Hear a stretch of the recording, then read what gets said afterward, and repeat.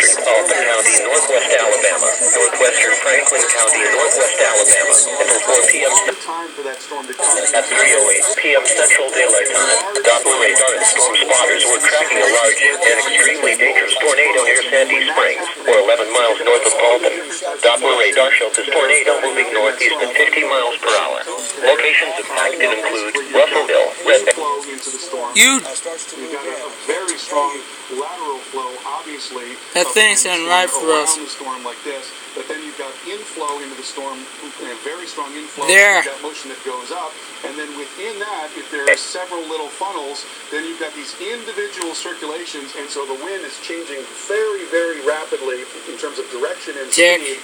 That's often why we hear about these reports of there being tremendous damage on one side of the house, and then a table that is set on the other side of the house. And something that Mike Bettis has been seeing, the bowling balls sitting perfectly in place amongst, a destroyed building.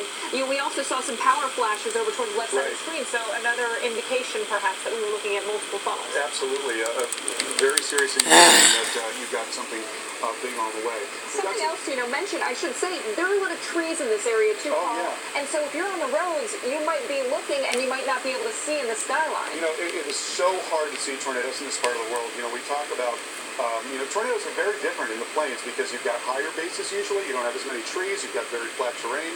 You get into the south, you've got more rolling Sorry about that. trees, and then you have low bases. You heard what it said, right? A large and extremely dangerous tornado. We're getting some of those damage pictures coming into us from Tupelo.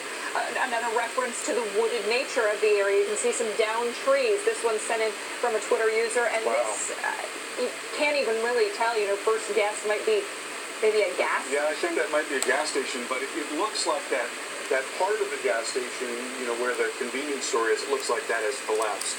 And let's just hope that no one has been hurt in that particular And here's another one coming in from Saltillo, Mississippi. Don't know if this was maybe one house next to another. Looks like it was a garage that has been destroyed, and see how the walls have come in, and what they're going to do is they're going to go out and they're going to assess all of this, and with the new EF scale, it's not simply a matter of Sorry, I got restarted, guys. It's also a matter of what the structures are like, what they're made of, how well they were constructed. There are many, many damage indicators that they will consider before rating this storm, but again, when you've got a big tornado like this, it wouldn't that thing's going to do a lot of damage. It's going to be another long track tornado. Perhaps brick or concrete structures. Obviously, it's going to take a little bit more force to take one of those down as opposed to maybe a carport with just a single piece of thin metal over that. All right, so let's get back into some of the warnings here, and I want to show you now Prentiss and Tishomingo County. There is an ongoing warning there, and so this is the same storm that came through Tupelo earlier. And Sean, let's go ahead and get a look at the velocity data on this storm and see what's going on inside that, and sort of a convoluted pattern there of not, well, it looks like we've got a circulation right in here. Yeah, I would say right in there is where the greatest circulation is. I think that's one that that is now near Red Bay, and that is going to be, again, they had a tornado emergency on that storm at one point. And there's a look at some of the towns in the path, and we're talking about Dennis, 333, Burnstown, Neal at 334, Burnstown 342, and then Red Rock at 4 p.m.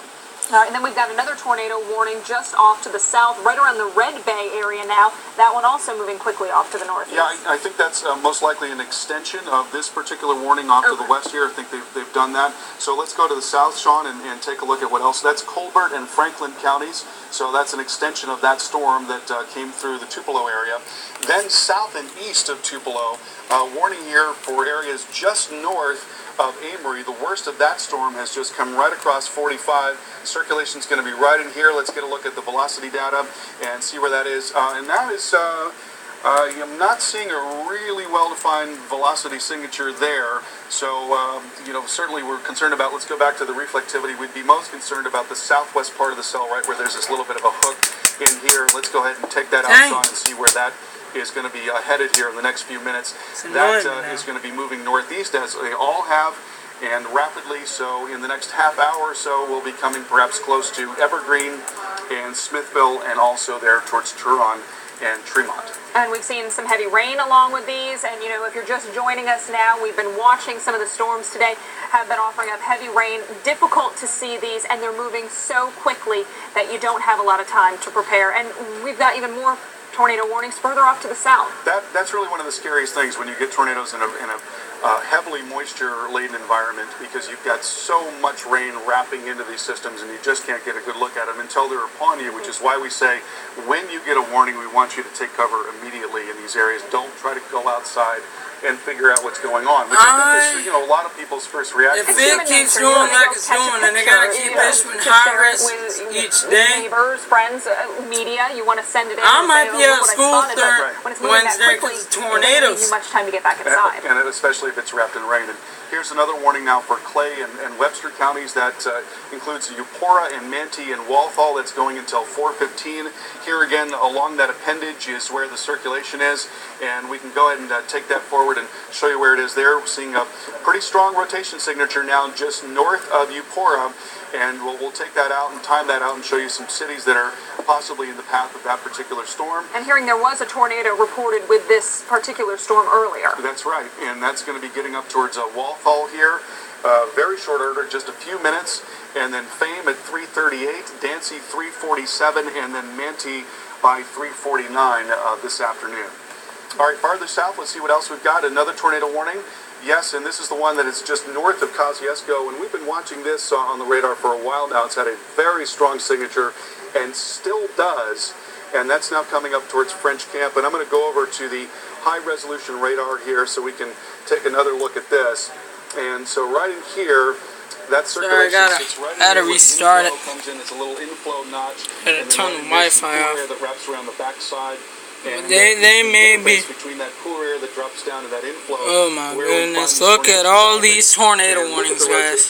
So when you've got a very strong rotation that shows up on Doppler radar, you've got a good chance that it's producing a tornado, and that is a very strong rotation. Okay, tornado emergency for that storm. Coming towards the radar as fast as 50 miles per hour, and then going away from the radar as fast as 70 miles per hour. So most likely a tornado with this storm, and that is generally headed up towards French Camp. So if you live in French Camp, now is the time to take cover as that storm begins to move in. And this storm also reportedly bringing golf ball size hail. So on the northern side, where it appears to be very, very heavy rainfall, you can see some of those pinks showing up on the radar. There are reports of golf ball size hail coming down. So more than one threat with this storm. Obviously the tornado of immediate concern, but golf ball size hail can do some serious damage if you're outside and without cover. Yeah, no doubt about that. And that's one of the characteristics of supercell storms, because they become these very efficient engines in a sense, where they take in warm and humid air and then they bring down cooler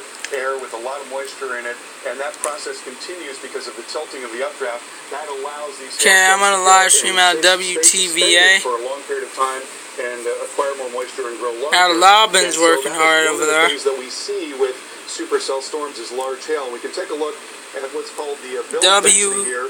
Not a spectacular signature there. In fact, as we look at the differential reflectivity, we're seeing certainly the possibility of some hail there, but certainly that is one of the things that we watch for when we have these very, very strong storms. And then just further to north, getting a report now that Mississippi State at Starkville, actually a school for a lot of meteorologists, they have decided to close due to the impending storm threat. Not immediately in the thick of things now, but a little further off towards the north. Let's go now down into Ottawa and Leake County. Some damage tornado warning there as well.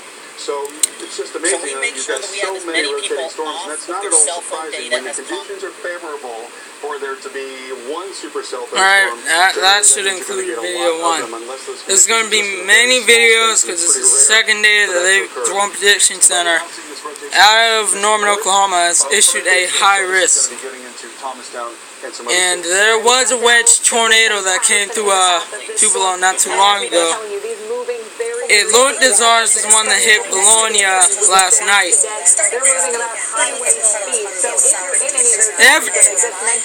Oh yeah, that's where we're gonna end. Stay tuned. I'm gonna have more as the event unfolds.